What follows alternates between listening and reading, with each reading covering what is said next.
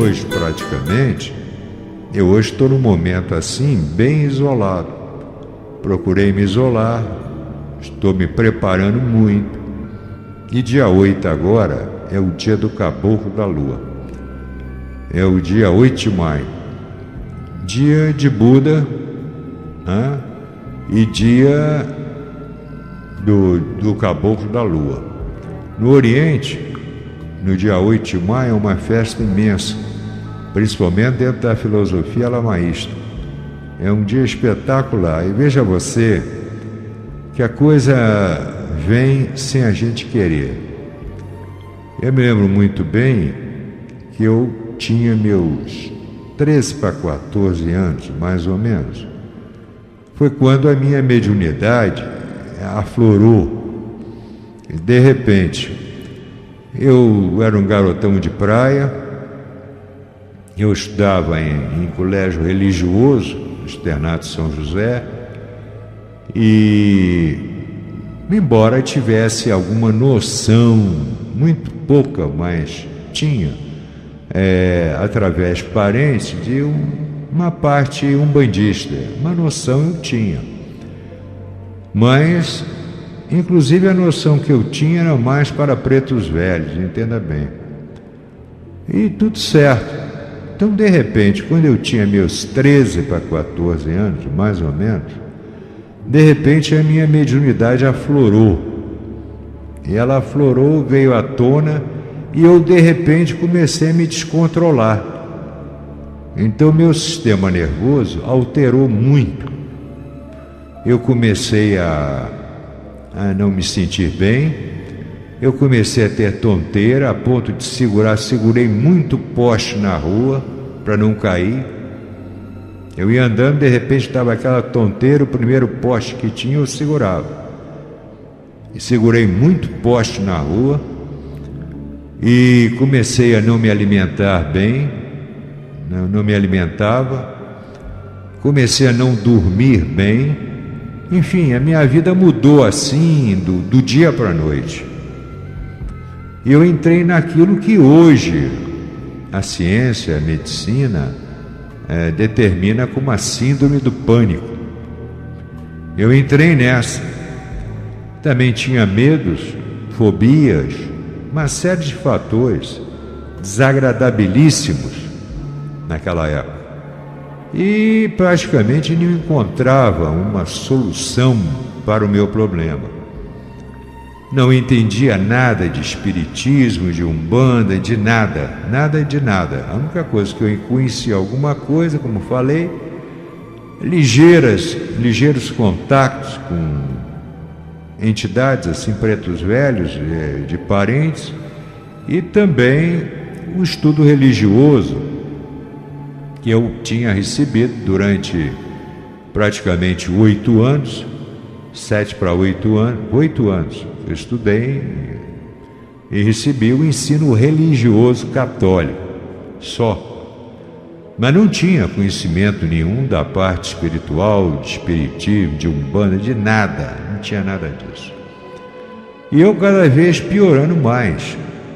Comecei a não me alimentar, perdi muito peso na época, eu perdi bastante peso na época, não saía, procurava ficar isolado, procurava ficar retraído, tinha receio disso, receio daquilo outro, tudo era motivo assim de pânico, podemos até assim dizer. Naquela época, meu pai me levou a vários médicos na época, diversas especialidades, né? Todas elas que você pode imaginar, psicólogo, psicanalista, psiquiatra, tudo que tinha na época, podia fazer, eu fiz. E não acusava nada. Então, eu cada vez piorando mais, né? Me recolhendo mais, triste, deprimido, e sem entender o que se passava comigo, nem eu entendia.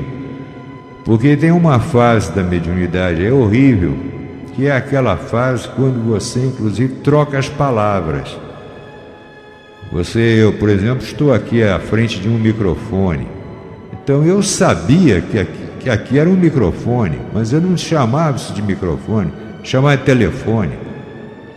Eu disse, poxa, mas eu sei que é um microfone, como é que eu chamei de telefone? E assim, diversas palavras que eu trocava, sem querer, sem saber como e porquê. E aquilo deixa uma dúvida cruel na sua mente, né? Você começa a achar que você já não está mais normal, não está com raciocínio normal. Tive que dar uma parada nos meus estudos, temporária, e fiquei nessa agonia muito tempo, praticamente 1 ano e meio, quase 2 anos mais ou menos. Sem poder sair de casa, sem me divertir, sem nada. Então de repente eu tinha tudo e de repente eu fiquei sem nada. Então isso aí foi muito difícil para mim, mas muito mesmo. Mas eu tinha que enfrentar, né? O sistema nervoso dispara. Eu hoje vejo médios desenvolvendo a caminho da luz. Eu digo, maravilha. Todo mundo desenvolvendo uma boa, todo mundo trabalhando, namorando, passeando, cuidando da família, tudo certo. Vida normal, que eu não tive naquela época. Naquela época eu não tinha nada disso. Estava jogado fora, como se diz, numa depressão total.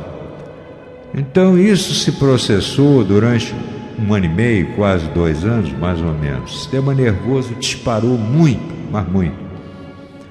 E me lembro certa vez que até um amigo da família, num sábado, bateu lá em casa, não sei o que deu na cabeça dele, que ele chegou lá e eu não sei se ele ia sair com meu pai ou não, e chegou lá 8 horas da manhã. Eu abri a porta, esculhambei o cara, xinguei, botei o cara para correr. Depois, mas por que eu fiz isso? Não sabia. Eu às vezes até me voltava contra os meus próprios pais. Depois eu me arrependia tremendamente, mas já tinha feito, né? Já tinha feito. E assim foi esse prosseguimento. Muito difícil, mas muito difícil. Aí me levaram, certa vez me levaram, aí um amigo do meu pai me levou num centro kardecista, eu fui. Lá chegando, muito escuro, e um cidadão, uma mesa grande, muito grande, mandaram que eu sentasse na mesa, eu sentei, e um cidadão lá, de repente deu um pinote, caiu lá no chão, começou a rolar, babar, disse um monte de besteira, disse que tinha vindo para me matar e coisas desse tipo. Conclusão, eu saí de lá pior do que entrei. Então, se alguém falasse em espiritismo comigo, ia brigar. Brigar violento, não aceitava. E a coisa piorando. E eu não entendendo nada. Zero, porque naquela época não tinha ninguém para explicar, naquela época não tinha orientação, naquela época tudo era mironga de santo, mironga de santo, e mais nada, era só o que eu ouvia. Certa vez, o meu pai levou um amigo dele lá em casa. Eu, quando eu era garoto, mais novo, 9, 10 anos, eu caí dentro de uma espécie, tinha uma lagoa e tinha uma areia movediça, a areia era movediça. E eu caí dentro dessa lagoa. E eu já estava quase sufocando, eu já estava eu queria sair e não conseguia. Já estava aqui quase na altura do peito, mais ou menos. Quando eu estava naquele desespero ali, eu vi um cidadão na beira assim da lagoa, bem pretinho, com um manto amarelo comprido, né? Magro, ele era magro, não era muito alto não, mas magro.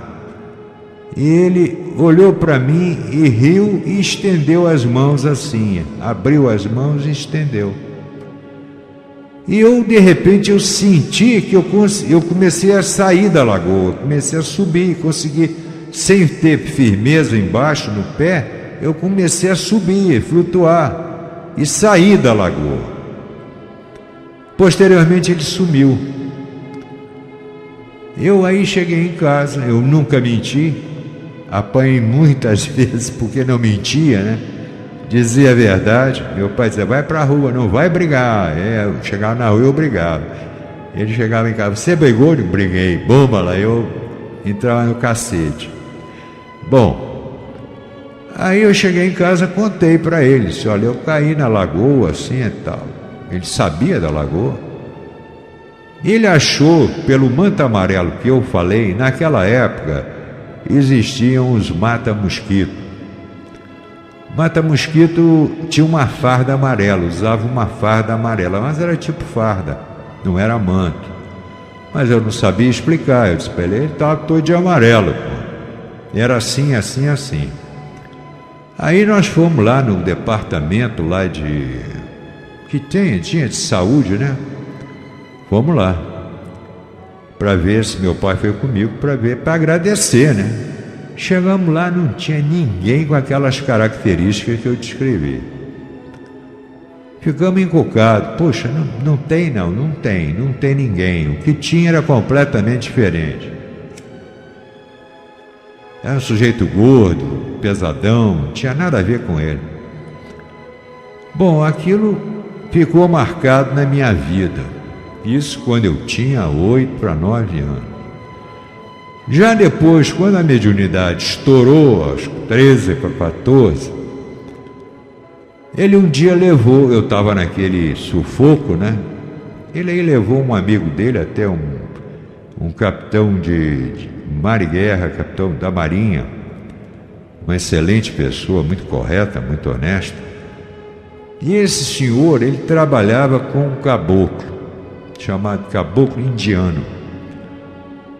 E esse caboclo indiano, eu fui conversar com ele, ele incorporou o caboclo e eu fui conversar com o caboclo. E ele me relatou esse fato. Ele disse, olha, quem tirou você lá de dentro não foi gente física, não foi pessoa, foi uma entidade assim, me disse inclusive quem era. Eu sei quem é hoje, sabia na época. Eu fiquei assim meio cá, meio lá. Depois eu exprimi o meu pai, digo, pô, você só contou alguma coisa para ele daquilo, que eu caí na lagoa? Não, nunca falei, nem me lembrava disso. Meu pai não tinha falado. Aí eu fiquei meio cabreiro. Eu digo, poxa, como é que ele foi adivinhar que eu caí na lagoa, que teve uma entidade assim que me estendeu as mãos e eu consegui sair da lagoa, aquele negócio todo. Bom, ali deu um estalo na minha cabeça, deu um despertar, vamos dizer assim. E então, dali, eu comecei a aceitar um pouco a parte espiritual, né? Um dia, até de manhã, minha mãe tinha mania das faxinas, né? Coitada, a saudade dela tremenda. Mas ela tinha mania das faxinas, então quando ela fazia faxina, ela botava as cadeiras em cima da mesa, para varrer a mesa, era aquele tumulto.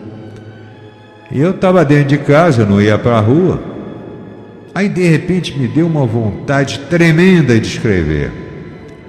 Aí eu peguei um caderno, comecei a escrever, não sabia o que eu ia escrever. Aí eu escrevi uma das mensagens mais lindas que eu já recebi na minha vida. Essa mensagem que depois eu intitulei Quando os Orixás se Unem.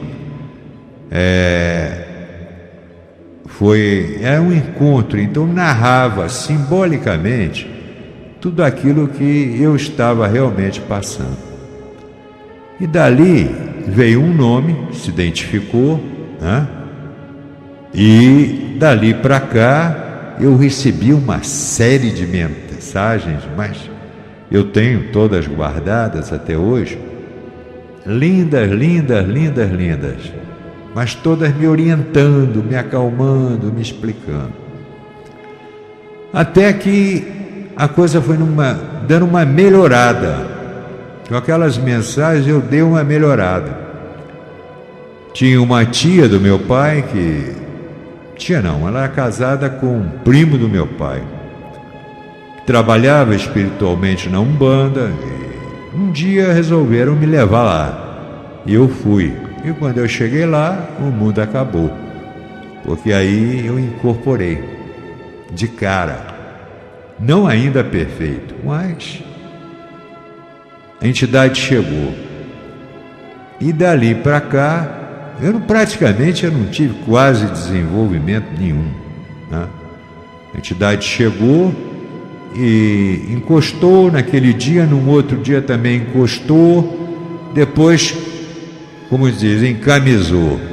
Aí foi o Caboclo da Lua.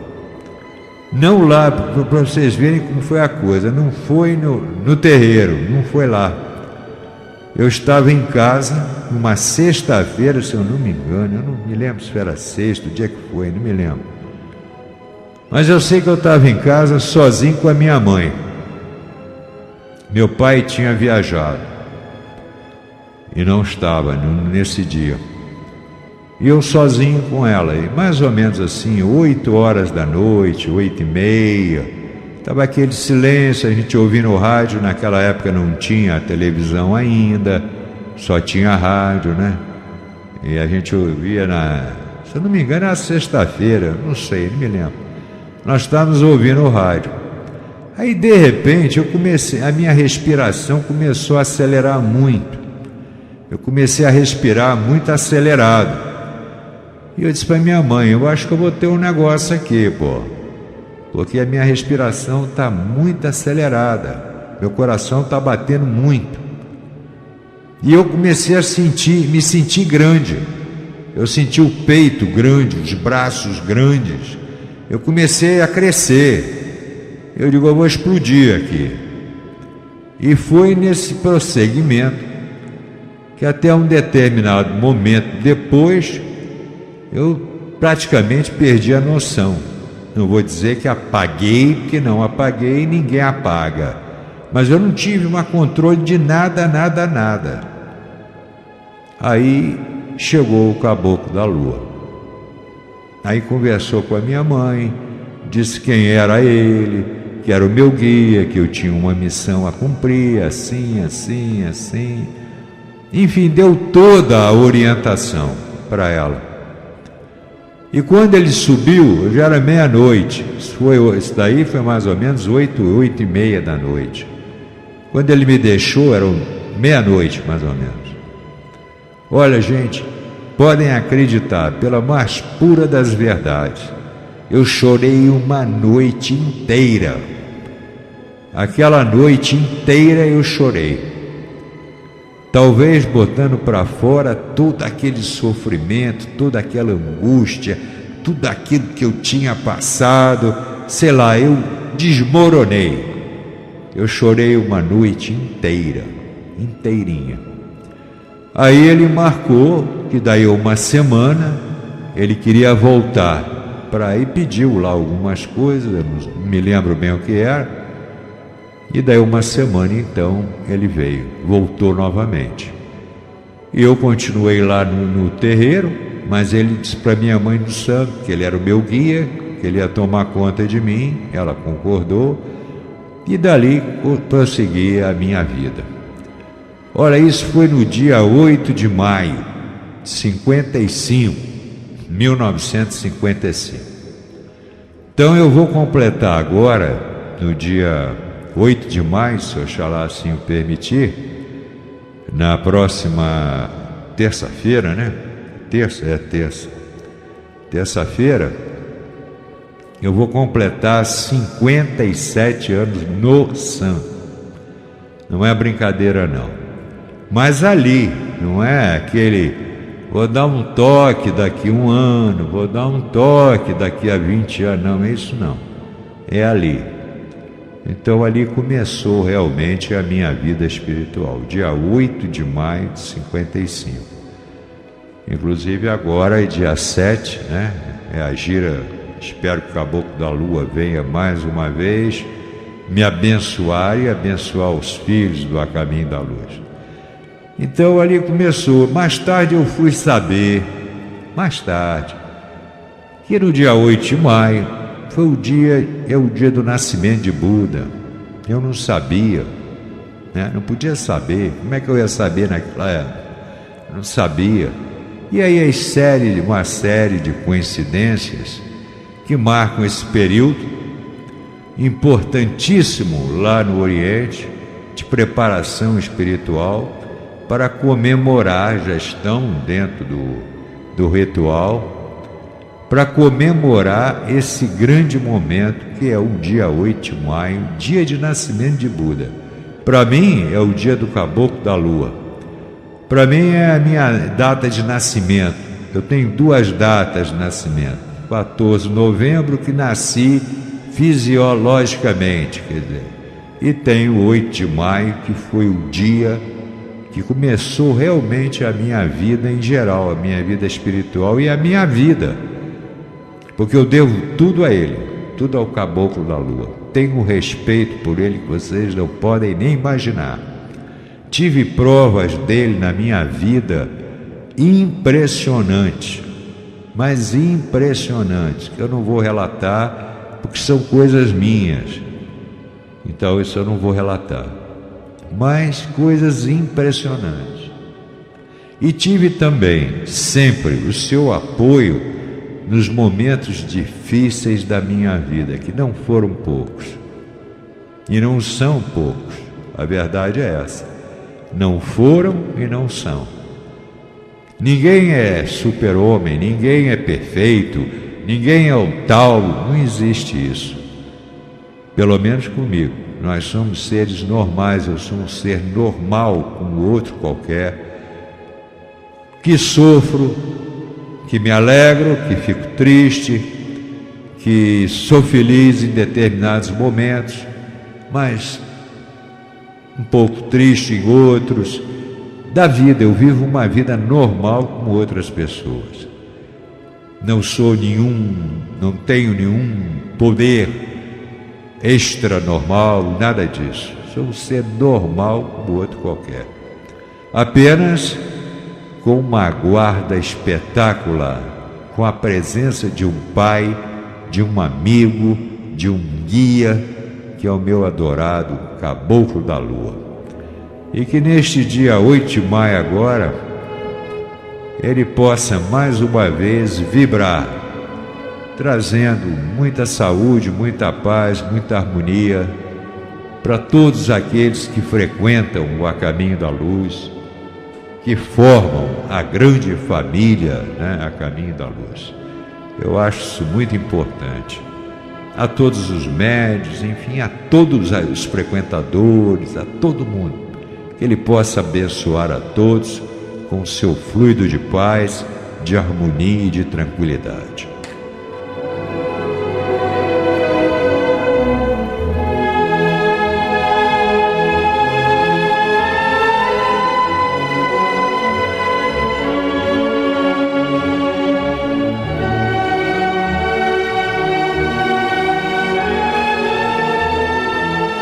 Eu vou trazer para os senhores, talvez, senhores e senhoras, uma prece que foi a primeira, talvez, que eu dirigi a ele. Eu disse assim: homenagem ao meu guia Caboclo da Lua. Que a minha primeira prece seja a vós dirigida, vós que me amparastes desde a tenra infância, que acompanhastes meu desenvolvimento físico, mental e espiritual. Vós que na juventude me honrastes com a condição de vosso aparelho. Não poderia jamais esquecer as vossas vibrações benéficas, os vossos ensinamentos, o poder da vossa força e da vossa luz.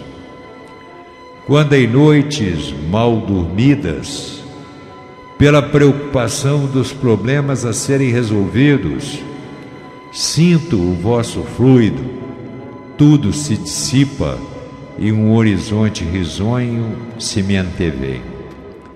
Quando no transe da vidência vejo-vos majestoso, com um imenso cocar onde o azul e o branco se misturam, qual as nuvens cálidas e o céu de uma primavera fértil. Quando vos contemplo e sinto o vosso olhar, terno e meigo, porém firme, quando recebo vossas vibrações, percebo a grandeza da espiritualidade, o poder da fé, a onipotência de Oxalá. Meu caboclo da lua, que em qualquer momento de deslize eu possa sentir a vossa mão salvadora, mostrando-me o caminho por onde devo passar com firmeza e honestidade. Ajudai-me neste momento. Fazei com que os irmãos que me acompanham compreendam a sinceridade dos meus propósitos, a humildade com que pretendo levar minha mensagem, a união que busco e a convicção de meus pensamentos, e que possam também sentir a força da fé, as vibrações e os fluidos das altas entidades celestiais. É meu desejo que a imensa alegria e felicidade que moram comigo também cheguem até eles, como a mim chegaram. Caboclo da lua, que vós e a vossa falange me acompanhem.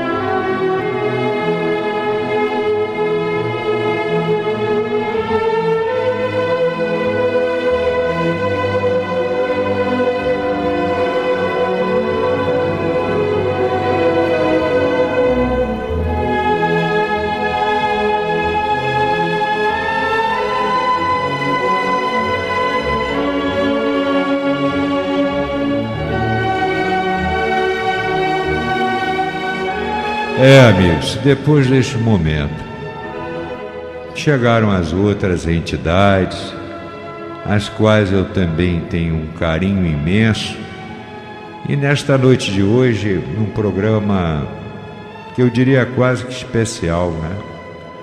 Não estava muito programado para isso, mas aconteceu. Eu tenho que agradecer muito aos meus protetores, ao Caboclo Cobra Coral, que é o meu guia de terreiro, é minha entidade de frente de terreiro, é seu Cobra Coral, sempre foi. Ele que sempre me ajudou em momentos difíceis, que traz sempre uma palavra alegre, uma palavra de apoio, uma palavra de amizade. Seu Cobra Coral é fantástico. Eu tenho por ele um agradecimento imenso de tudo que ele fez por mim e faz no dia a dia. E agradecer também ao outro caboclo que também é meu guia, também trabalha em terreiro comigo, que é meu guia de terreiro também, seu Arranca-Toco. Já numa outra, podemos assim dizer, numa outra forma, né? Enquanto seu Cobra Coral é mais alegre, mais leve, seu Arranca-Toco é mais pesado, bem pesado.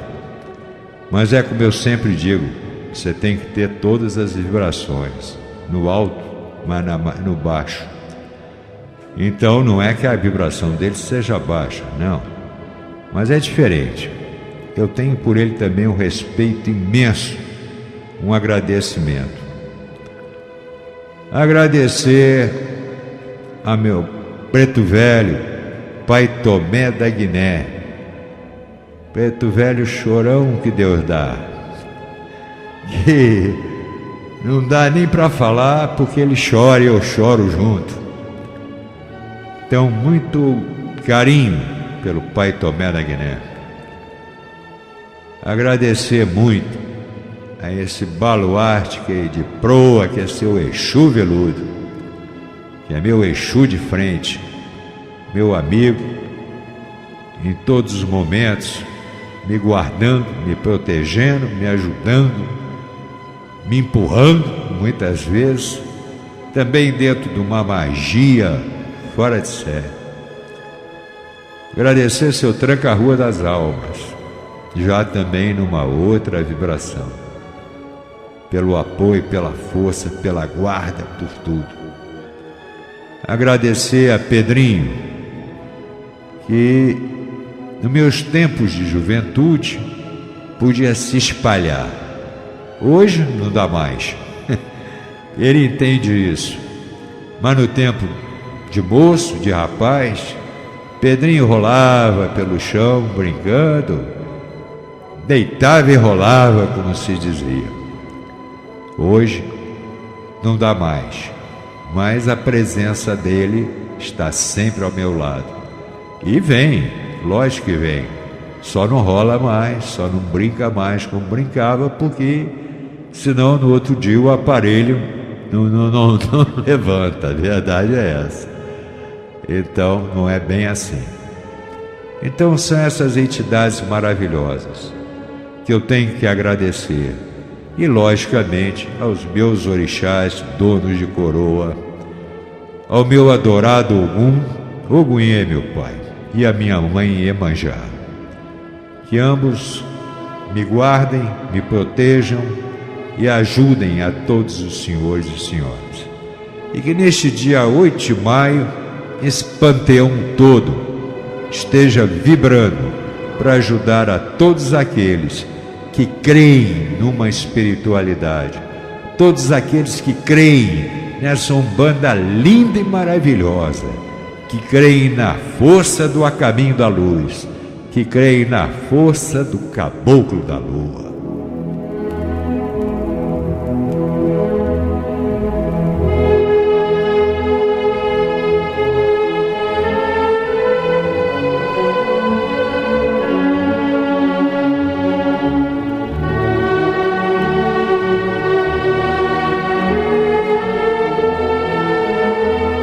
Bem, amigos, me perdoem se não fiz um programa normal, mas eu tenho certeza que foi mais importante hoje falar tudo isso que eu falei, para que muitos médiuns entendam o que é a espiritualidade. Obrigado a todos, vamos à homenagem ao Caboclo da Lua. Até lá, amigos.